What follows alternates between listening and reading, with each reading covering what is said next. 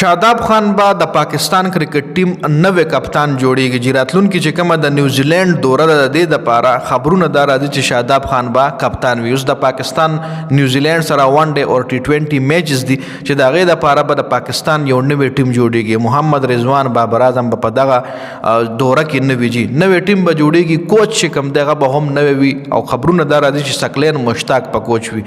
سکلین مشتاق که کوچ او کپتان شاداب خان شو نو سخر چې کوم دغه به کوچ او زوم چې کوم دی ځکه شاداب خان د سکلین مشتاق لور کړی ده نو یو نوې ټیم به ډېر زر اناونس کیږي د نیوزیلند دورې دپاره ځکه 15 مارچ نه به دغه میچز شروع کیږي. عمدې رمضان کې میچز دي جی د پاکستان او د نیوزیلند. نو یو نوې ټیم به اناونس کیږي چې پکې محمد حارث په هم واپسی کوي، پکې شاداب خان واپسی ده، وسیم جونیئر نوم به پکې راځي.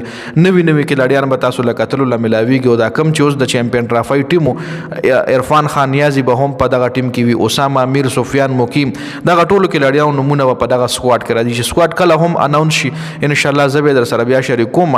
خو فلحال چې کوم اپډیټس راغلي دي تازه ترین چونکې دا افیشلی اعلان نه دی شوی، افیشلی د شاداب خان د کپتانۍ یا د سکلین مشتاق د کوچینګ سه اعلان نه دی شوی، خو ایکسپیکټډ ده، مطلب توقعات دا دي چې دا دواړه دایله د پاکستان ټیم مطلب میلو شاداب او سکلین مشتاق لا راتلونکي چې کوم غټ اپډیټس راځي افیشلی اناونسمنت کیږي ان شاء الله زه به در سره شریک کوم. ډیره زیاته مننه. والسلام.